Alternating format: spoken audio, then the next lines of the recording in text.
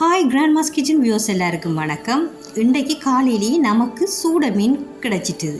இது சாலை மீன் சொல்லுவாங்க. இந்த சூட மீனை கட் பண்ணி க்ளீன் பண்ணி வடிவாக பொரிக்கிறதுக்கு ரெடியாக எடுத்து வச்சுருக்கேன். இந்த பொரிச்சு கொண்டிருக்கோம். இன்றைக்கு நாம் இந்த சூட மீன் பொரியலை வச்சு எப்படி நாம் இந்த கறியை செய்வோம்னு சொல்லி பார்ப்போம் வாங்க. ஃபஸ்ட்டாக பொரிச்செடுத்த சூட மீனை எடுத்து இதை நான் மாங்காய் போட்டு தான் இன்றைக்கி நான் செய்ய போகிறேன்.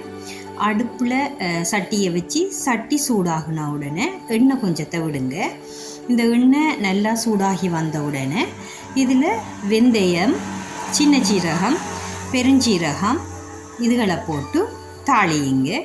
இது நல்லா ஆகையும் பொன்னிறமாக வர வேணுமென்று சொல்லி இல்லை, ஒரு அளவான இதில் நாம் அதை தாளிச்செடுப்போம். இது சின்ன சீரகம், பெருஞ்சீரகம், உலுவா எல்லாம் தாளிஞ்சு வந்து கொண்டிருக்கக்குள்ளேயே இதில் வெள்ளை வெங்காயத்தை நாம் இப்போ ஆட் பண்ணுவோம். அதோடு சேர்த்து சின்ன வெங்காயத்தையும் நாம் இதில் ஆட் பண்ணுவோம்.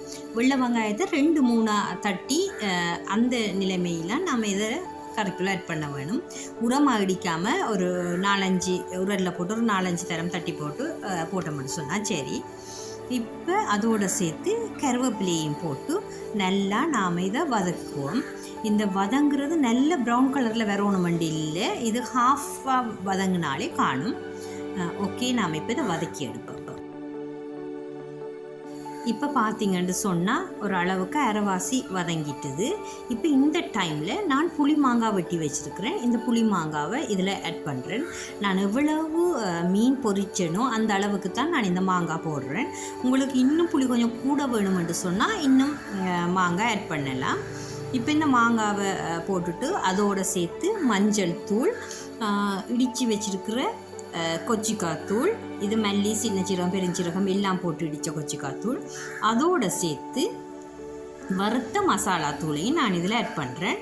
இது கிராண்ட்மாஸ் கிச்சனில் நாங்கள் வீட்டில் செய்கிற இந்த தூள்கள் எல்லாம் நாங்கள் வீட்டில் செய்கிற தூள்கள் தான். இப்போ இதையும் நாம் ஆட் பண்ணிவிட்டு அதோடு சேர்த்து கல்லுப்பையும் நான் இதில் ஆட் பண்ணுறேன். இப்போ நாம் இது விளவுத்தையும் தண்ணியை விட்டு கலக்கிட்டு இது அவியறதுக்கு நாம் மூடி விடுவோம்.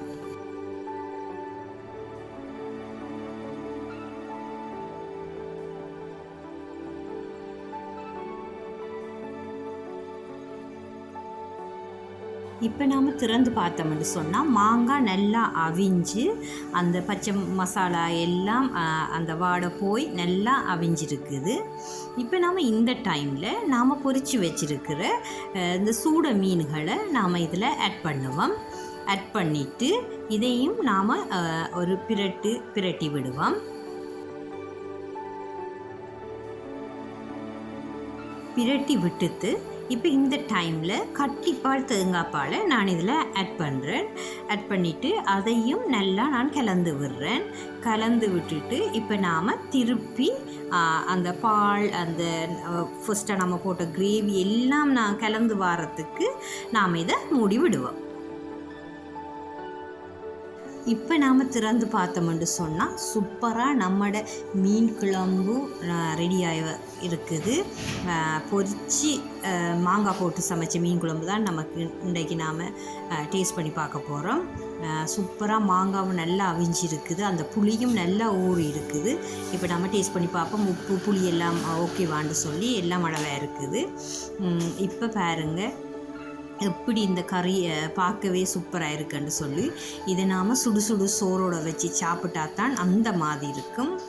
ஓகே, நீங்களும் இப்படியான ரெசிப்பியை இப்படி உயிர் மீன் கிடைச்சிதுன்னு சொன்னால் சாப்பிட்டு டேஸ்ட் பண்ணி பாருங்கள். இன்னும் ஒரு கிராண்ட்மாஸ் கிச்சன் வீடியோடு நான் உங்களை சந்திக்கிறேன். ஓகே, பாய்.